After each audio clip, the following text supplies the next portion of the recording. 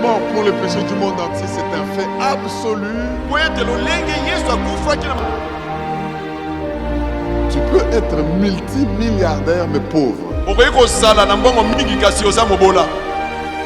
Sans Jésus-Christ, ce que tu as ne vaut rien.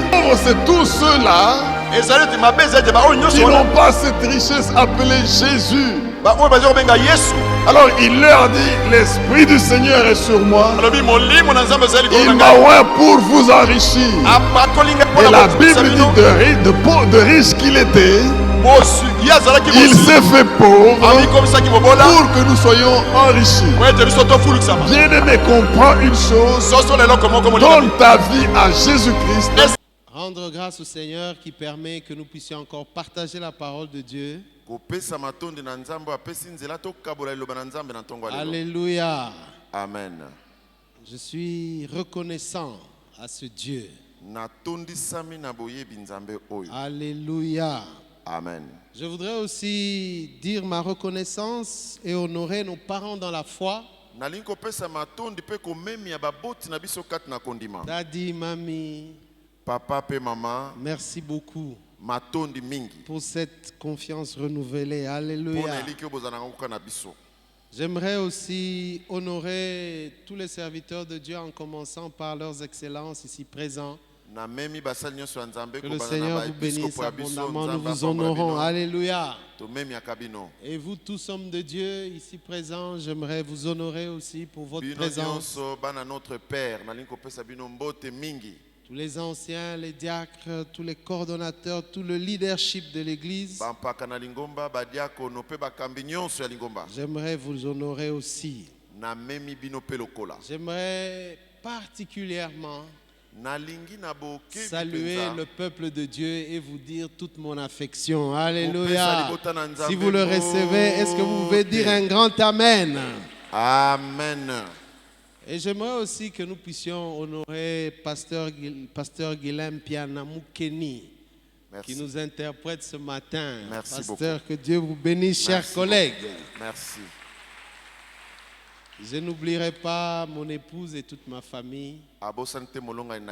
Alléluia. Amen. 17 ans que nous cheminons ensemble. Alléluia. Merci Amen. pour tout. Est-ce qu'on peut acclamer pour le roi des rois?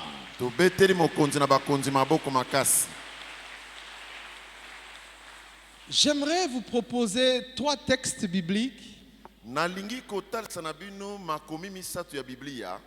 avant de partager la parole que Dieu nous envoie aujourd'hui. Comme vous le savez, le thème de ce mois, c'est croître dans la grâce et dans la connaissance du Seigneur et Sauveur Jésus. Et cela est tiré de 2 Pierre 3, 18, 17 et 18, et de 2 Corinthiens 6, 1 à 10. Mais pour le besoin de notre exhortation, j'aimerais que nous puissions lire 2 Pierre 3, 18, 1 Corinthiens 11, 17, et Colossiens 1, 10. Colossiens 1, 10. Alléluia. Amen. Et j'ai aimé lire ça dans la version du Semeur, ça rend ça autrement.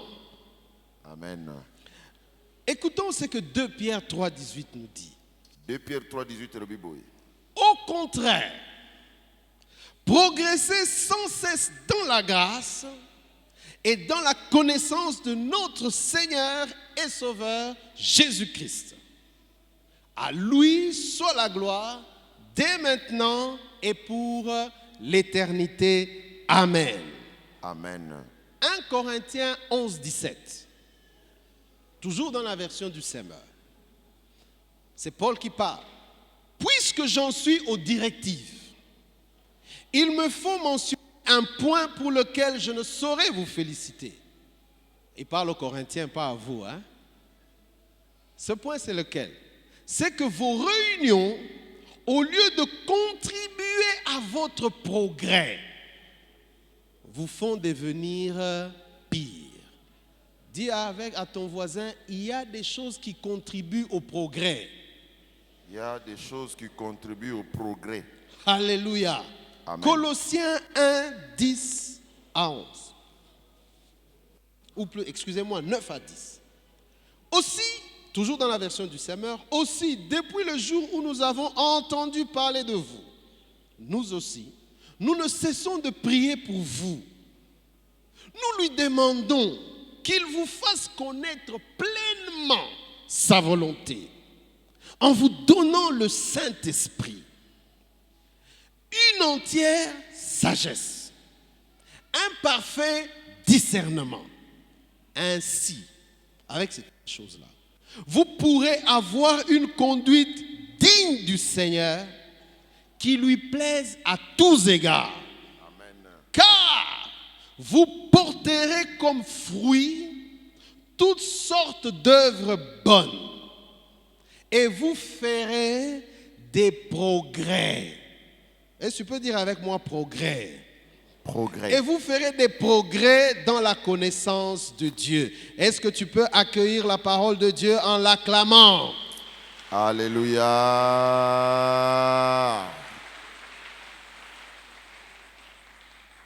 Bien-aimé dans le Seigneur, j'ai hésité entre plusieurs titres à donner à cette exhortation. À un moment, j'ai pensé à progrès évident. À un moment, j'ai pensé à porter du fruit. À un moment, j'ai pensé à l'étonnante histoire de la croissance de Jésus dans la grâce. Bon, tous les trois titres sont lancés. Chacun va choisir ce qu'il va mettre. Alléluia. Amen. Bien-aimé dans le Seigneur, l'étonnante histoire de la croissance de Jésus dans la grâce. Est-ce que vous savez que Jésus lui aussi, il a cru dans la grâce? Bon, avec le français, on risque de croire, le cru là, c'est de croire. Non, il a cru en termes de croissance. C'est comme ça que j'ai aimé la version du Semeur. Il a progressé. Oh, j'aimerais qu'aujourd'hui que nous puissions progresser avec lui. Jésus a une étonnante histoire. Jésus a une surprenante histoire. Jésus a une intéressante histoire. Jésus a une stupéfiante histoire. Jésus a une époustouflante histoire dans la croissance de la grâce. Alléluia. Et cette histoire commence d'une manière particulière dès sa conception. Bien-aimé dans le Seigneur, dès le moment où on vient annoncer Jésus-Christ, tout commence dans la grâce.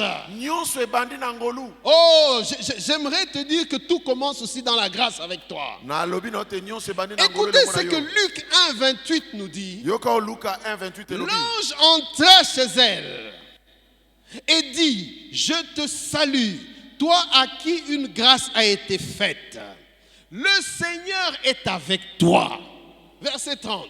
L'ange lui dit, ne crains pas Marie, car tu as trouvé grâce devant Dieu. Bien-aimé, ça c'est comme ça que Jésus-Christ est annoncé dans les évangiles. Au travers de la grâce. Sous couvert de la grâce. Oh bien-aimé, j'aimerais te dire que quand tu es à la grâce, oh Dieu est avec toi. Quand tu es à la grâce, Dieu est avec toi.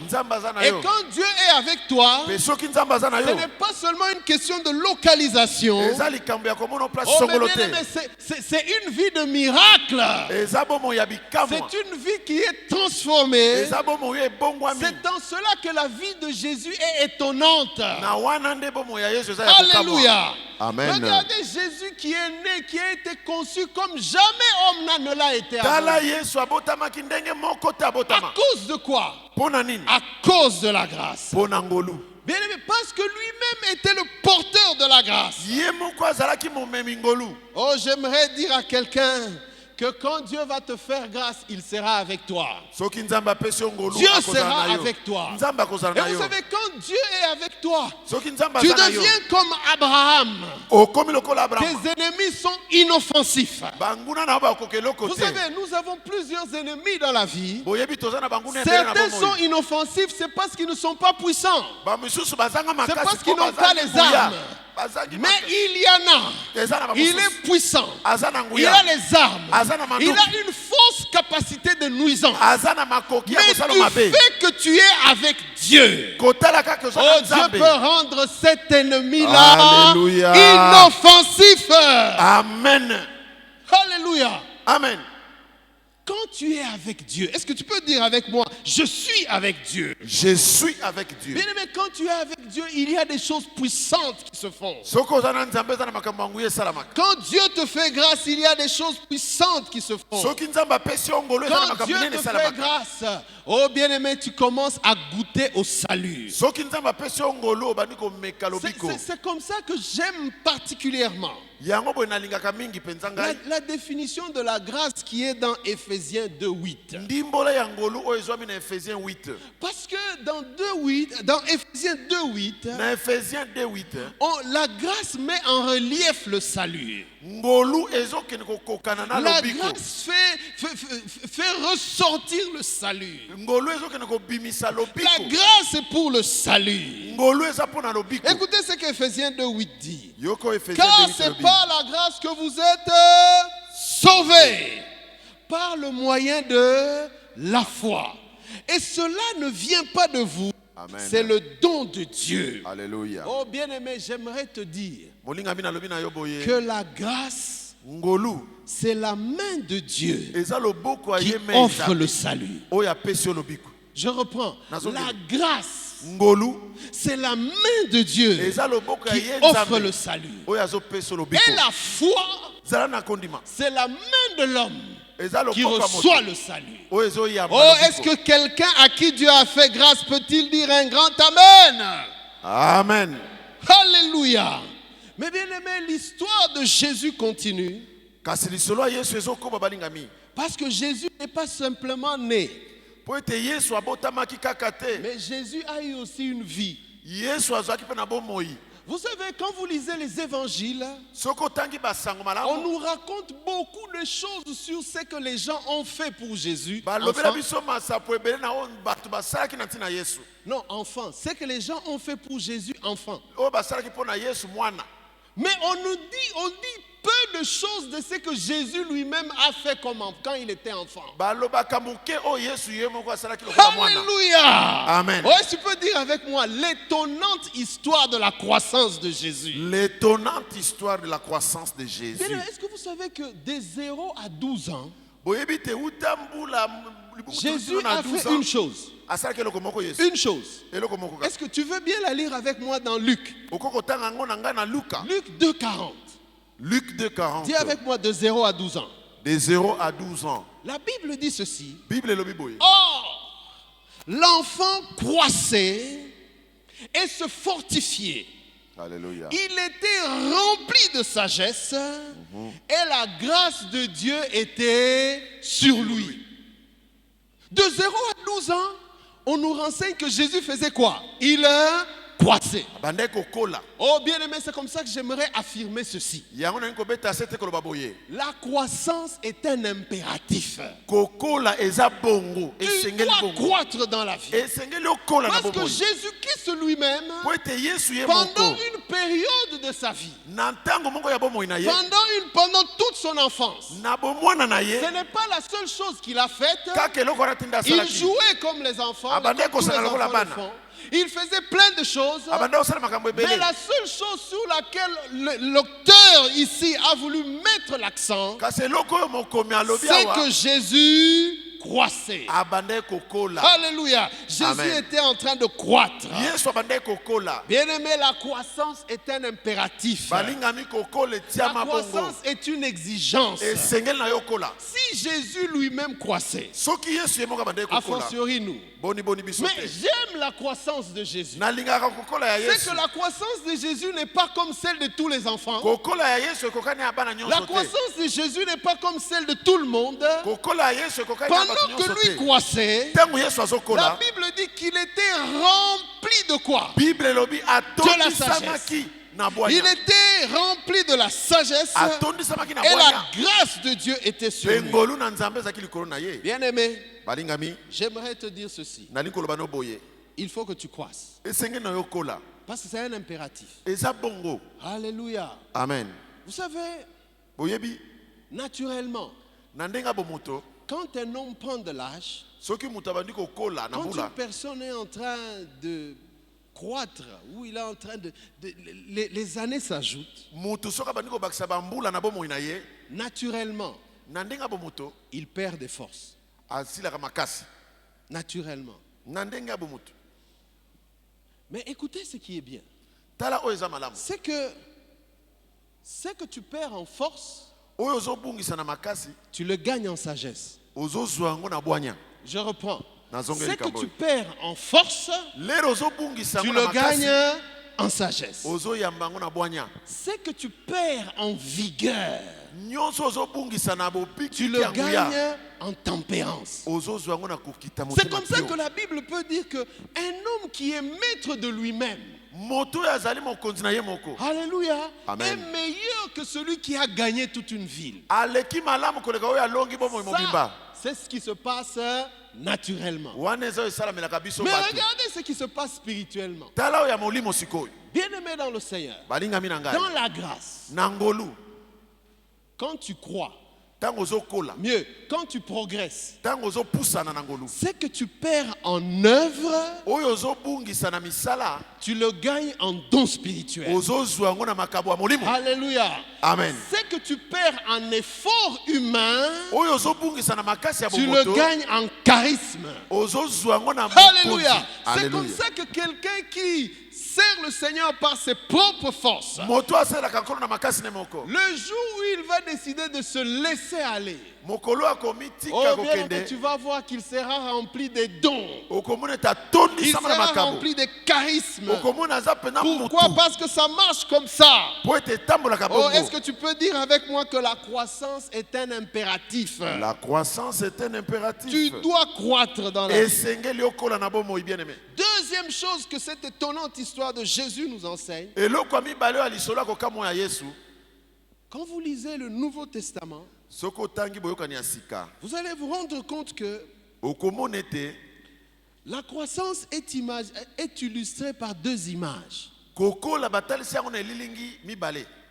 Elle est illustrée par le corps humain qui grandit, mais elle est aussi illustrée par la plante qui pousse. Le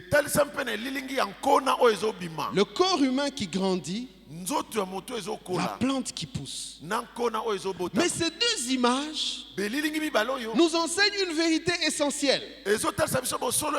Cette vérité, c'est laquelle? C'est que la croissance, c'est la phase intermédiaire entre la sémence et la moisson. Alléluia. Amen. Il faut qu'il y ait une sémence. Il faut qu'à la fin qu'on ait une moisson pour qu'on sache qu'il y a eu croissance. Alléluia. Amen. Alléluia. Amen. Si on a sémé seulement et qu'à la fin il n'y a pas de moisson, ça veut dire quoi? Ça veut dire qu'il n'y a pas eu croissance. Il faut qu'on ait sémé. Il faut qu'il y ait eu conception pour qu'à la fin qu'on ait moisson, pour qu'il y ait accomplissement. Et la phase entre les deux, cette phase intermédiaire, c'est ce qu'on appelle la croissance. Alléluia. Amen. Mais bien aimé, là où c'est intéressant, c'est que Dieu ne veut pas que tu connaisses la croissance pour la croissance. Alléluia. Amen. La croissance pour la croissance. Mon frère, tu fais quoi? Je progresse. Mais tu progresses pour aller où? Alléluia. Amen. Il faut qu'il y ait une moisson. Il faut qu'il y ait un résultat. Ça, c'est la troisième affirmation que je voudrais faire. C'est que Dieu désire n'est pas la croissance pour la croissance. Mais Dieu veut un résultat dans ta vie. Alléluia. Amen. Dieu est en train de viser un intérêt pour ta communauté. Il y a quelque chose que Dieu vise dans ta croissance. Et l'étonnante histoire de la croissance de Jésus nous enseigne que pendant la période là, de 0 à 12 ans, Jésus a manifesté des résultats. Alléluia. Amen. Est-ce que voulez-vous bien lire avec moi dans Luc 2, 46 à 47? Luc 2, 46 à 47. Jésus ici, avec ses parents, ils vont à Jérusalem. La fête de Pâques se fait. Quand la fête de Pâques a pris fin, ils commencent à rentrer chez eux. Après 3 jours de marche, les parents se rendent compte que l'enfant est resté. Et c'est là qu'on nous explique maintenant Luc 2, 46. Écoutez ce que Luc 2, 46 dit. Au bout de 3 jours, ils le trouvèrent dans le temple, assis au milieu des docteurs, les écoutant et les interrogeant. Tous ceux qui l'entendaient étaient frappés de son intelligence et de ses réponses. Alléluia. Alléluia. Amen. De 0 à 12 ans. Quand Jésus a eu 12 ans, non, sa croissance a déjà donné des résultats. Et ces résultats sont lesquels? La Bible dit ceci. Il était dans le temple avec qui? Avec des docteurs. J'aime Jésus parce qu'il sait sélectionner les gens qu'il doit rencontrer. Dans les temples, il y avait les pharisiens. Dans les temples, il y avait les sadducéens. Dans les temples, il y avait les hérodiens. C'était des personnes sectaires. Chacun avait sa doctrine qu'il défendait. Oh, Jésus les a poliment évités. Mais il est allé auprès de qui? Il est allé auprès des docteurs. Auprès des personnes qui pouvaient l'aider à faire une chose. Écoutez ce que Jésus a fait quand il a progressé. Il dit, il faisait quoi? Il les écoutait. Oh bien-aimé, regarde ton voisin, dis-lui, il faut que tu apprennes à écouter dans la vie. Il les écoutait et puis il faisait quoi? Il les interrogeait. Mais ce qui me surprend, c'est le verset 47. Alléluia. Amen. La logique aurait voulu qu'on dise que les docteurs étaient frappés par la qualité de ces interrogations. La logique aurait voulu qu'on dise les docteurs étaient émerveillés par la valeur de ces questions. Mais écoutez ce que la Bible déclare. Tous ceux qui l'entendaient étaient frappés par quoi? Par son intelligence et... Bon, maintenant, qui interroge qui ici? Alléluia. Jésus interroge et les gens sont frappés par ses réponses. Oh bien-aimé, j'aimerais te dire que dans les questions de Jésus, il y a ses réponses. Dans les questions que Jésus t'envoie, il y a des réponses. Alléluia. Oh, tu veux qu'on t'écoute dans la vie, il faut apprendre à écouter. Tu veux que l'on prête attention à ce que tu dis, il faut que tu apprennes à ton tour aussi à faire quoi? À écouter. Quand tu écoutes, bien-aimé dans le Seigneur, on va t'écouter aussi. Et on sera surpris par la qualité de terrain. Alléluia. Oh bien-aimé, j'aimerais que le Seigneur Jésus puisse remplir quelqu'un aujourd'hui. Alléluia. De 0 à 12 ans. Mais est-ce que tu sais que l'étonnante histoire de Jésus ou de la croissance de Jésus ne s'est pas arrêtée là? J'aimerais, comme Jésus, vous interroger. Qu'est-ce que Jésus a fait de 13 à 30 ans?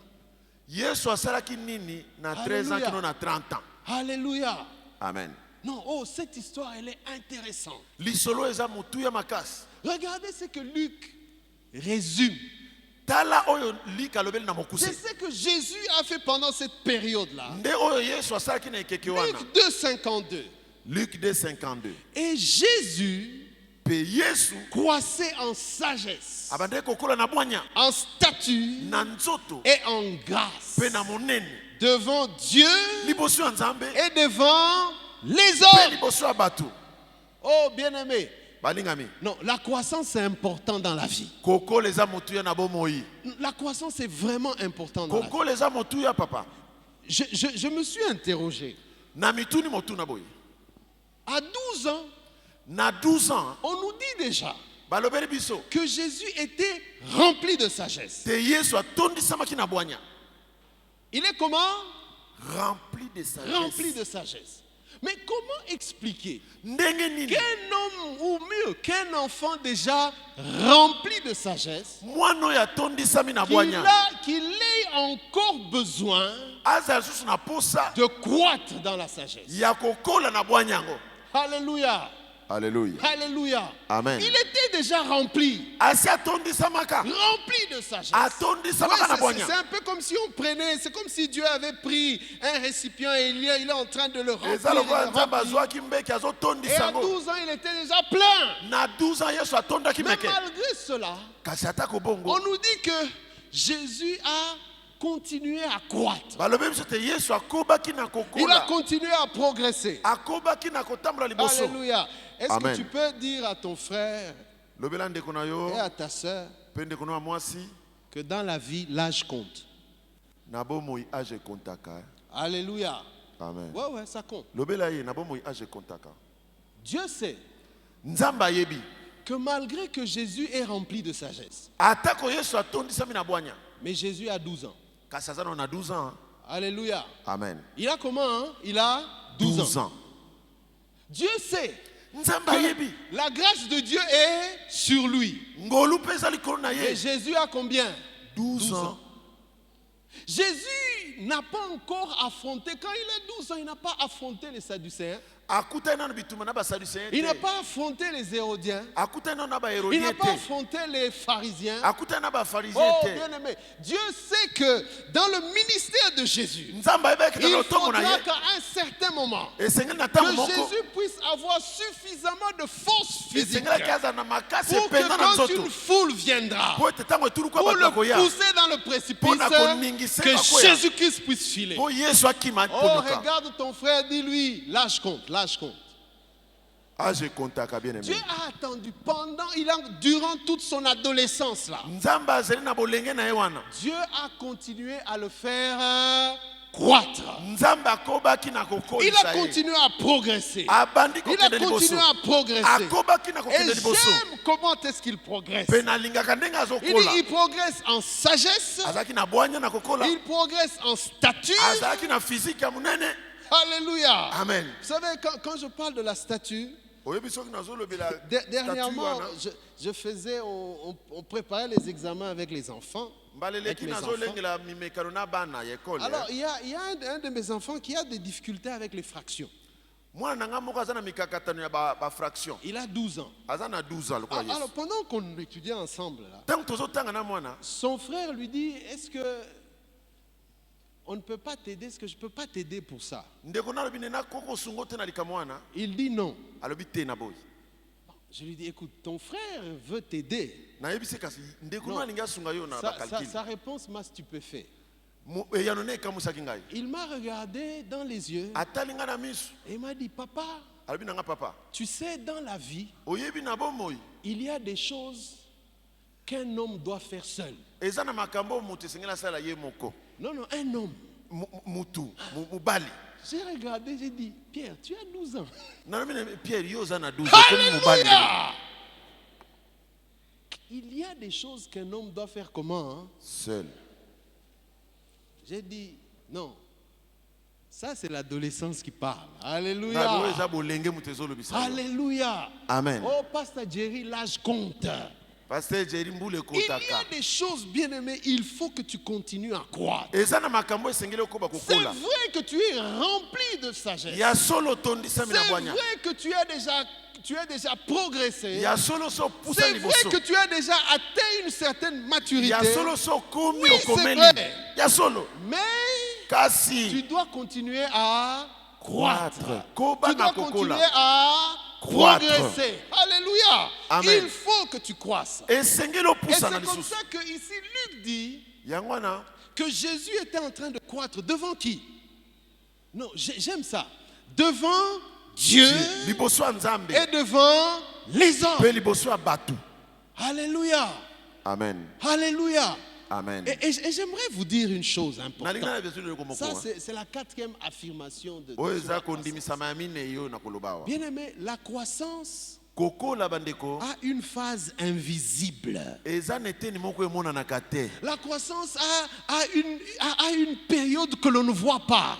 Quand vous prenez une semence, vous la posez en terre, le premier mouvement que la semence fait, elle ne monte pas, mais elle fait quoi? Elle s'enfonce dans la terre. Elle s'enfonce dans la terre. Et quand elle s'enfonce, les racines prennent. Et quand les racines sont suffisamment poussées, à ce moment, le mouvement change. Oh, la semence ne va plus en bas. Le mouvement change. Ça commence à monter. Ça commence à monter. Ça commence à monter jusqu'à sortir de terre. Alléluia. Oh bien-aimé, j'aimerais te dire que ta croissance est devant Dieu. Invisible. Ça, il n'y a que toi qui sais. Il n'y a que toi qui connais le nombre de versets que tu as. Il n'y a que toi qui connais les révélations que tu as. Mais cette phase-là, elle est invisible. Elle est silencieuse, mais elle est puissante. Elle est cachée, mais elle est agissante. Alléluia. Amen. Oh, il faut que tu croisses. Mais quand tu as progressé comme ça, il arrive à un moment où tu commences à monter. Et cette deuxième phase, c'est la croissance devant les hommes. Alléluia. Amen. C'est la croissance devant les hommes. Dans le secret, on ne voyait pas. Mais devant les hommes, on voit. C'est comme ça que Paul peut dire à Timothée. Oh Timothée, que tes progrès soient évidents pour tous. Tu es en train de croître. Ça, c'est la partie visible. Bien aimé, dans la partie visible, il y a quelque chose qui est intéressant. C'est que Paul dit quelque chose d'intéressant. Il dit quoi? Il dit, j'ai planté, Apollos a arrosé, et Dieu fait croître. Bien aimé, j'aimerais te dire que Dieu, dans sa souveraineté, il a décidé de travailler avec les hommes. Alléluia. Amen. Pour ta croissance, il y a l'action de Dieu, mais il y a aussi l'intervention de l'homme. Alléluia. C'est lui qui fait croître, mais c'est quelqu'un qui a semé. Mais quand tu es sorti de terre, bien-aimé, tu as besoin qu'on vienne arroser. Tu as besoin qu'on vienne prendre soin. Tu as besoin qu'on vienne entretenir. Et cette phase là, elle est visible. Alléluia. Alléluia. Amen. Et dans cette phase, tu as besoin de l'intervention des hommes. Dieu veut travailler avec les hommes. Mais Dieu veut aussi que les hommes travaillent entre eux. Vous savez, Dieu pouvait permettre que seul Paul sème et que lui seul fasse quoi? Qu'il arrose. Vous savez, quand je vois mon frère à côté de moi, il me rappelle toutes les choses que je ne peux pas faire. Alléluia. Amen. Et puisque je ne peux pas faire ça, Dieu magnifie son importance pour moi. Ça, c'est important dans la vie. Tu veux croître. N'oublie pas que la croissance est invisible. Mais quand elle devient visible, elle a besoin de l'intervention d'un homme. Alléluia. Amen. Alléluia. Amen. Bien-aimé dans le Seigneur. Mais dans quelle mesure l'homme intervient-il? C'est pour cela que nous avons lu dans 1 Corinthiens 11, 17. 1 Corinthiens 11, 17. 1 Corinthiens 11, 17 nous enseigne que 1 Corinthiens 11, 17 il y a des choses qui contribuent au progrès. Alléluia. Amen. Il y a des choses qui contribuent au progrès. Et quand Paul parle de ce texte-là, il est en train de parler de la Sainte Seine que nous avons partagée. Des choses qui contribuent à notre progrès. Et bien aimé, j'aimerais vous donner une illustration et j'espère que ça va bien rendre cela. Vous savez, quand vous avez un système et que vous voulez que ce système produise un certain résultat, il faut injecter des inputs. Dis avec moi input. Non, dis-le encore fort. Input. Input. Quand tu injectes des inputs dans un système, il y a des outputs qui sortent de ces systèmes. Alléluia. Amen. Je vais prendre un exemple. Prenons notre salle ici. Vous savez, après le culte, si vous restez pendant un temps et vous regardez le nombre des choses que Enzo balaye ici, vous vous rendez compte que du fait qu'on a été nombreux ici, la salle est devenue sale.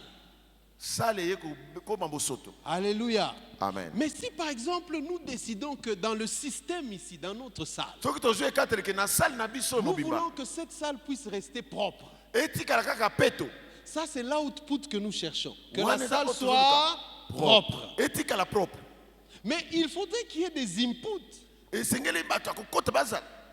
input que nous devons mettre, c'est quoi? C'est qu'il faut mettre des poubelles. Il y a les poubelles qui sont là. Deuxième input, on peut même ajouter des écriteaux. Où on prend les papiers mouchoirs là, on barre comme ça. On peut ajouter un autre écriteau où on prend les bouteilles d'eau, on barre comme ça. Ça fait que celui qui est venu, il a vu une poubelle, il a vu l'écriteau, et comme on peut encore ajouter un autre input. On peut même dire au protocole, quand vous arrivez là, quand quelqu'un a une bouteille en main, vous lui dites bonjour frère, bienvenue. Veuillez jeter cela dans la poubelle après consommation. Alléluia. Amen. Ça aussi c'est un input. On peut faire aussi avec Pasteur Guilain quand il lit le communiqué. Avec l'onction qu'il a, n'est-ce pas? Alléluia. Quand il lit le communiqué, il dit, bien-aimé, je vous rappelle que Amen. quand vous utilisez un mouchoir en papier, quand vous utilisez un, voilà, quand vous utilisez une bouteille d'eau, ne la jetez pas par terre. Ça aussi c'est un input. Alléluia. Amen. On peut encore ajouter, quand vous arrivez à l'entrée, on a mis les paillassons. Ça aussi c'est un input. C'est comme quand je parle maintenant là, dans la prédication. J'ai pris cette illustration. C'est aussi un input.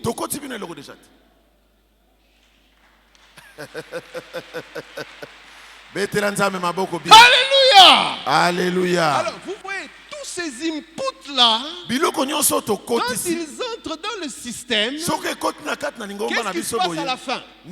C'est que quand quelqu'un a vu l'image, quand il a vu l'écriteau, quand le protocole lui a parlé, quand il a vu le paillasson, quand pasteur Guilain a parlé au communiqué, quand pasteur Michael en a parlé dans la prédication, la personne, quand il a son mouchoir en papier, il ne le jette pas, il le tient. Alléluia. Amen. Et quand il finit, il le met où c'est? Dans la poubelle.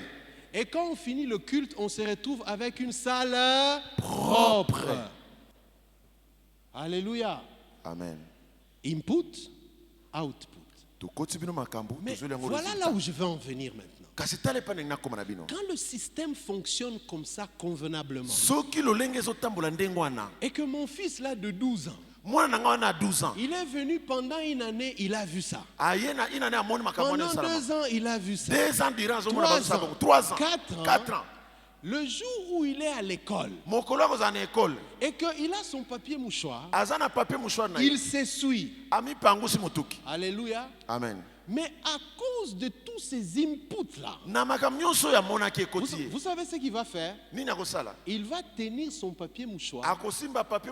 Il ne va pas jeter ça en classe. Il va sortir.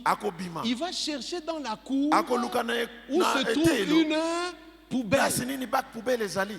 Bien aimé, ça c'est ce qu'on appelle un outcome. Est-ce qu'on peut dire outcome? Amen. Il y a un input qui est entré. Il y a un output qui est sorti. Mais il y a quelque chose qui s'est passé et la personne a grandi. Alléluia. Amen. Et la personne a fait quoi? Elle a grandi. Donc ça fait que partout où il se trouvera, à chaque fois qu'il utilisera quelque chose, il ne va plus jeter. Pourquoi? Parce qu'il y a une transformation. Bien aimé, dans la Bible, les choses se passent aussi comme ça. Dans le système de notre vie, il y a comme ça des inputs qui entrent, il y a des outputs qui sortent, mais entre le moment où c'est entré et le moment où c'est sorti, il y a des outcomes qui sont apparus. C'est comme ça, bien aimé, quand nous venons, nous prenons la Sainte Seine. Ça, c'est un input qui entre dans le système. Et quand ça sort de là, c'est que nous avons communié ensemble. Mais qu'est-ce que tu retiens de là? Oh, bien aimé, c'est que celui qui est à côté, c'est ton frère et tu es responsable de lui. Alléluia. Alléluia. Amen. Bien aimé, c'est comme avec la prière. La prière, c'est un input qui entre dans le système. Quelqu'un était malade. Quelqu'un manquait. Quelqu'un était oppressé. Mais quand il a prié, il a prié.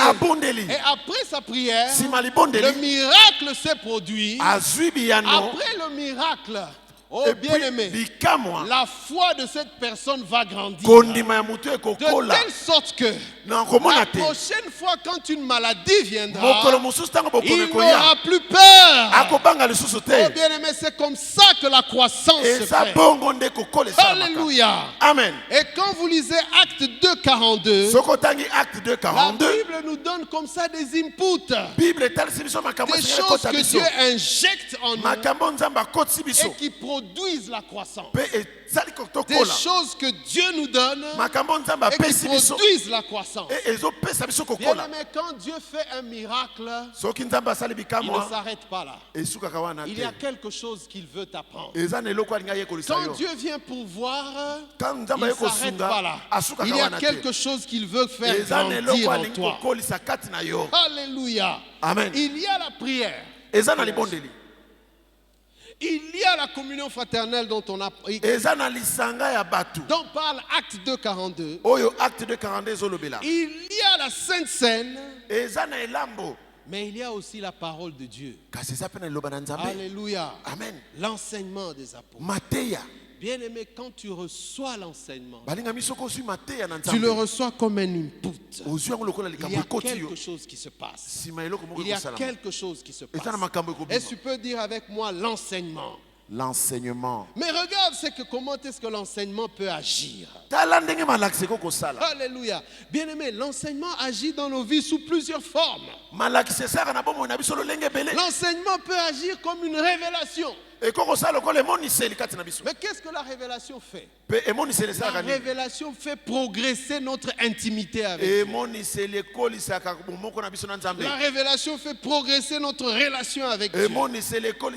Écoutez cette histoire qui se passe avec Pierre dans Matthieu 16.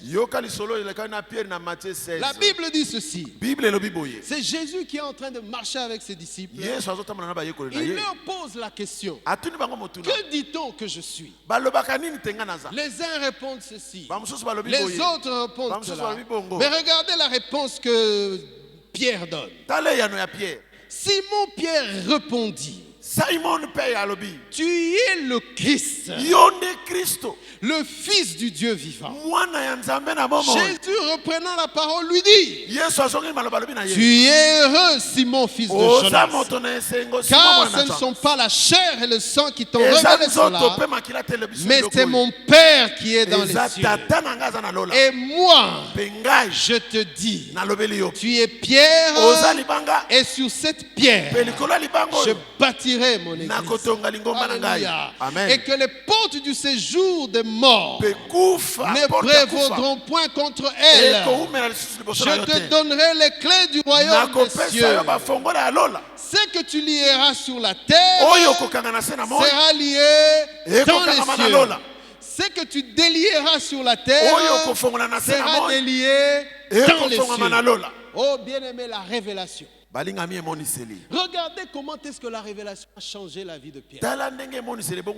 Bien-aimé, Pierre marche avec le Seigneur Jésus. Et quand Jésus pose cette question, Pierre regarde Jésus. Et Pierre discerne qu'en Jésus il y a le Christ.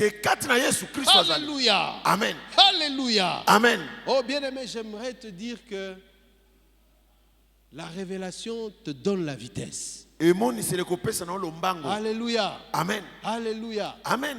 Vous savez, quand Pierre dit à Jésus qu'il est le Christ, et que nous l'appelons Jésus-Christ, ça ne veut pas dire que Christ est le post-nom de Jésus. Christ n'est pas le Mukeni de Mpiana. Alléluia. Christ n'est pas le Chamumaya de Mulumba. Non, non, non. Quand Jésus allait à l'état civil chez eux là-bas, et qu'on lui posait le nom, on dit écris ton nom. Il écrivait Jésus. Alléluia. Amen. Mais quand il en arrivait à son titre, oh j'aime ça, il était le Christ, celui qui vient avec le salut. Alors quand Pierre a regardé Jésus, il a discerné le Christ qui était en lui. Tu es le Christ. Tu es le oint de Dieu.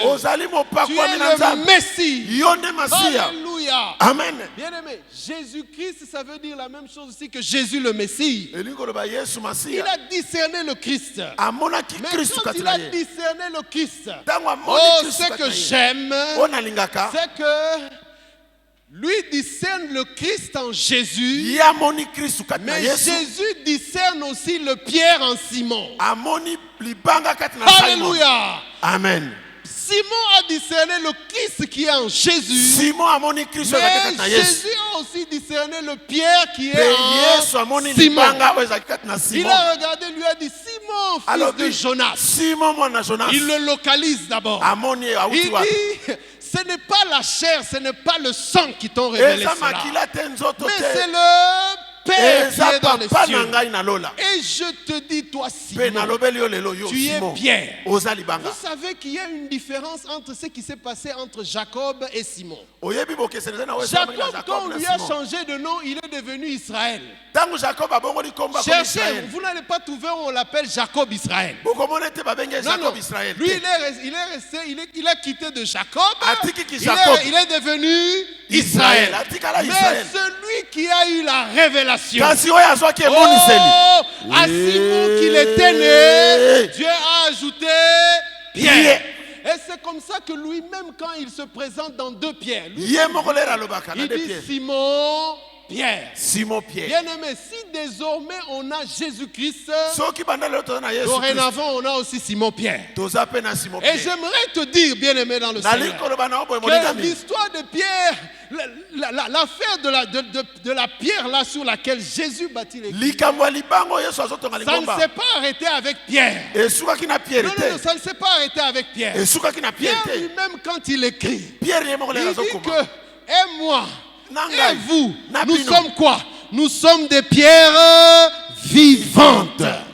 Oh bien-aimé, même sur toi, Dieu est en train de bâtir l'église. Même sur ton témoignage, Dieu est en train de bâtir l'église. Oh, je dis à quelqu'un, il y a un pierre que Dieu va ajouter. Il y a un pierre que Dieu va ajouter. Il y a un pierre que Dieu va ajouter. Il y a un pierre que Dieu va ajouter. Et tu vas voir que ta vie va changer. Alléluia. Amen. Alléluia. Amen. Vous savez, il y a des noms qui ne remplacent pas d'autres, mais qui s'ajoutent seulement. Qui s'ajoutent seulement. Qui s'ajoutent seulement. Oh, j'ai envie de dire, est-ce que vous savez? Oh, Jean 21. Jean 21. Je crois que je vais m'arrêter là-bas. Bien aimé dans le Seigneur. La révélation, ça fait progresser. Mais à côté de la révélation, il y a aussi la prophétie. Alléluia. Amen. Bien aimé, regardez toujours cette étonnante histoire de Jésus. Pierre qui a marché avec Jésus. Lui qui a reçu la révélation. Mais malgré sa révélation, Pierre renie Jésus 3 fois. Alléluia. Amen. Et bien aimé, ça le met dans une situation difficile. Regardez, Jésus meurt. Quand vous lisez l'histoire de Jean 21, Jésus meurt. Jésus ressuscite. Il apparaît aux 12. Pendant que Jésus est encore sur terre, à un moment, Pierre dit à ses frères, il dit, allons pécher. Frère, toi là, Dieu a dit que tu es devenu pécheur d'hommes. Pourquoi est-ce que tu vas rentrer encore pécher? Oh bien aimé, j'aimerais te dire qu'il y a une prophétie pour toi. Il y a une prophétie que Dieu te réserve. Et regardez quelles sont les personnes qui l'amènent à Tibériade. Premier, Nathanaël. Nathanaël, c'est celui qui avait contesté Jésus et qui avait dit, est-ce que de Nazareth quelque chose de bon? Deuxième personne qui l'amène, c'est Thomas. Thomas, c'est celui qui a dit non, je ne veux pas croire tant que Jésus n'a pas mis sa main. Troisième personne qui l'amène, c'est Jean et Pierre, et Jean et Jacques. Jean et Jacques, ce sont les deux qui étaient allés voir Jésus avec leur mère. Pour dire, fais que l'un soit à ta droite et que l'autre soit à ta gauche. Waouh, quelle engeance! Ce sont ces personnes-là que Pierre amène. Mais Pierre amène aussi 2 autres personnes dont on ne cite pas les noms. Parce qu'il faut qu'elles soient témoins. Oh bien aimé, j'aimerais te dire que la prophétie fait progresser le leadership. La prophétie fait progresser la communauté. Et quand Jésus arrive là-bas, ils sont en train de pécher. Oh, vous connaissez toute l'histoire. Jésus leur dit, jetez le filet. Et après, bien aimé dans le Seigneur, Jean, lui qui voulait être à droite du Père, de Jésus, quand il se rend compte que c'est Jésus, oh bien aimé, lui il voulait être à droite, mais il dit à Pierre, il dit, oh c'est sur toi qu'il y a les promesses, c'est sur toi, c'est toi le leader, va auprès de Jésus.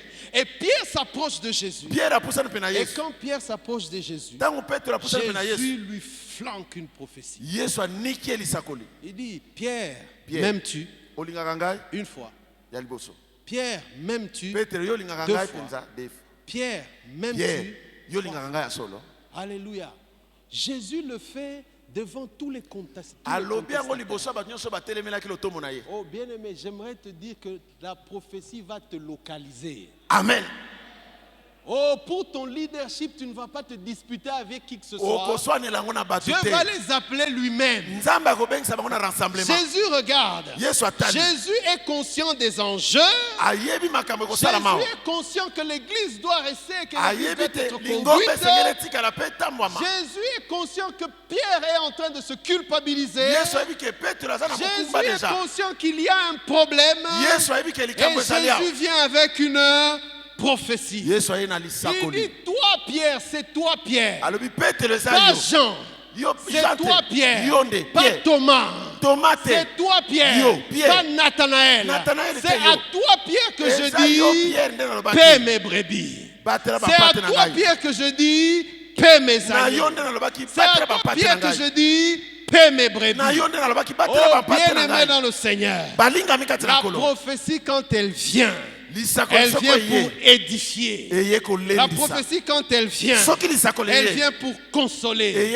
La prophétie quand elle vient pour exhorter. Alléluia. Et bien aimé dans le Seigneur, après cet événement, Pierre n'est plus jamais rentré pécher. Jamais. Jamais. Parce que, oh bien-aimé, quelque chose s'est passé en lui. Le Père lui a dit, paie mes brebis. Jésus lui a dit, paie mes agneaux. Oh bien-aimé, j'aimerais te dire que Dieu va t'envoyer une prophétie aujourd'hui. Dieu va t'envoyer une prophétie aujourd'hui. Et quand tu recevras la prophétie, oh, tu vas sentir que tu vas sentir que tu vas pousser des ailes. Et quand le jour de la Pentecôte est venu, oh, j'aime ce détail. La Bible déclare que Pierre s'est levé accompagné des 11 sans contestation. Pourquoi? Parce qu'il y a la parole qui était là. Alléluia. Alléluia. Amen. Alléluia. Amen. Est-ce qu'on peut se tenir debout et acclamer pour le roi des rois? Oh, acclame, acclame, acclame, Beta maboko pe milolo po na Nzambe. Betela Nzambe maboko pe milolo bien. Oh, betela nano Nzambe maboko pe milolo bien aimé. Tozo betela Nzambe maboko pe milolo yo vandi.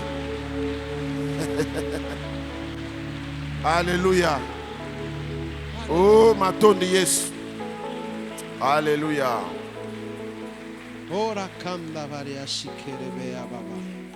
Oh, bien-aimé, j'aimerais que nous puissions prier. J'aimerais que nous puissions prier. Alléluia, alléluia, alléluia. Alléluia. Alléluia, alléluia. Je sens Dieu qui me dit dans mon cœur que Dieu va opérer un nouveau départ. Un nouveau départ. Un nouveau départ pour quelqu'un. Je ne sais pas, tu t'es retrouvé dans la situation de Pierre. Tu te sens coupable. Et ce que tu as fait est vrai. Ce que tu as fait est avéré. Oh, mais Dieu vient te dire qu'il y a un nouveau départ. Alléluia. Amen. Alléluia. Amen. Il y a un nouveau départ. Je sens que Dieu veut aussi guérir des personnes qui sont malades. Alléluia. Une maladie chronique. On a dit que ça ne finira jamais. Tu devras vivre avec. Mais Dieu me dit qu'il y a un nouveau départ. Alléluia. Pendant que nous serons en train de prier, tu vas recevoir une révélation. Oh, tu vas recevoir une révélation sur Christ. Sur Christ le guérisseur. Sur Christ qui te guérit de toute maladie. Sur Christ qui te guérit de toute infirmité. Un nouveau départ. Un nouveau départ. Alléluia. Alléluia. Troisième catégorie pour laquelle j'aimerais que nous puissions prier. Tu es ici. Tu as subi des injustices. Le poste qu'on a donné à l'autre, c'est à toi qu'on devait te le donner. Tu as l'expérience, tu as l'ancienneté, tu as tout. Mais il y a eu une injustice qu'on t'a faite. Est-ce l'héritage familial? Alléluia. Amen. Quoi que ce soit, il y a un nouveau départ. Un nouveau départ. Est-ce que tu peux lever ta voix et parler au Seigneur? Parle au Seigneur. Est-ce que c'est au tribunal qu'on t'a arraché ta maison? Il y a un nouveau départ. Il y a un nouveau départ. Il y a un nouveau départ pour toi. Alléluia. Il y a un nouveau départ pour toi. Alléluia. Il y a un nouveau départ pour toi. Crie à Dieu, crie à Dieu, crie à Dieu, crie à Dieu, crie à Dieu, crie à Dieu. Crie à Dieu, crie à Dieu, crie à Dieu, crie à Dieu. Un nouveau départ pour toi, un nouveau départ, un nouveau départ. Alléluia. Oh Jésus. Parle au Seigneur pendant ce moment.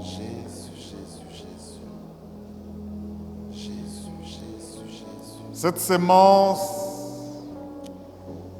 est en train de croître et va donner des résultats.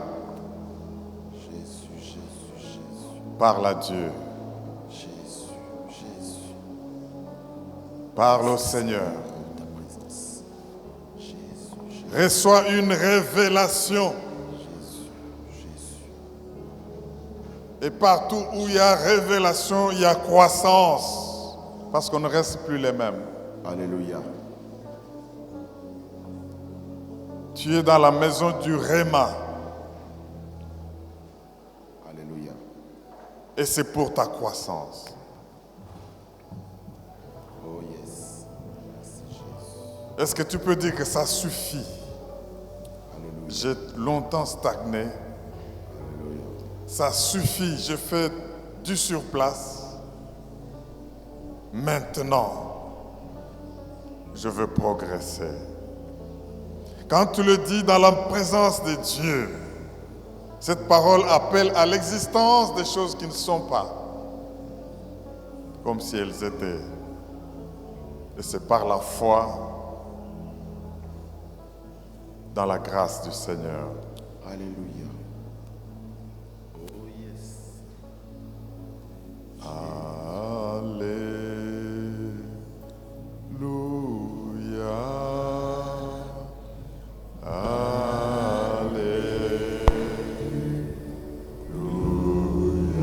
Quand je crie Alléluia, mes ennemis sont dispersés. Alléluia.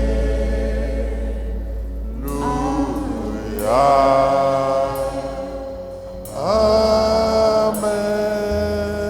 Alléluia.